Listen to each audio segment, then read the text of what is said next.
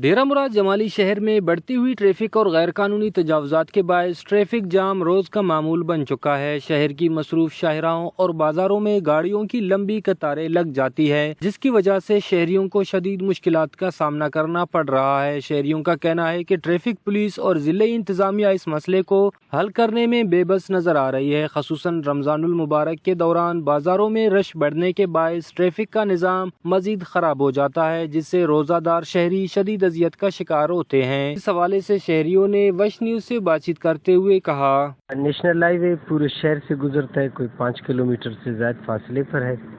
By پاس اس وقت کوئی 5-6 سال سے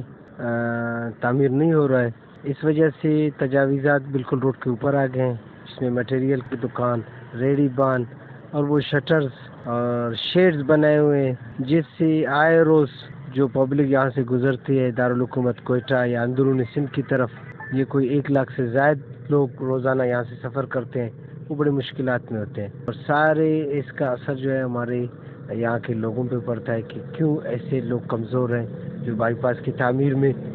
جدوجہد نہیں کرتے، اور اس تجاوزات کو ریاست بھی کیوں نہیں اٹھاتا تاکہ لوگ آسانی سے یہاں سے سفر کر سکیں۔ ٹریفک کی وجہ سے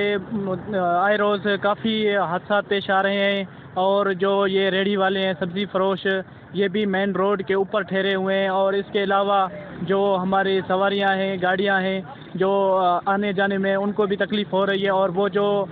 بڑی بڑی گاڑیاں ہیں وہ بھی مین روڈ پر آ کر ٹھہر کر مسافروں کو اٹھا رہی ہیں، جس سے کافی عوام پبلک کافی پریشان ہے۔ شہریوں نے حکومت بلوچستان سے مطالبہ کیا کہ ڈیرہ مراد جمالی شہر میں غیر قانونی تجاوزات کے خلاف فوری آپریشن کیا جائے، ٹریفک کے نظام کو بہتر بنانے کے لیے مؤثر حکمت عملی بنائی جائے، شہر کے بائی پاس منصوبے پر فوری طور پر کام دوبارہ شروع کیا جائے اور شہر میں پارکنگ کے مناسب انتظامات کیے جائیں تاکہ ٹریفک جام کے مسئلے پر قابو پایا جا سکے۔ کیمرہ مین معشوق رند کے ساتھ ریاض بلوچ، وش نیوز، نصیر آباد۔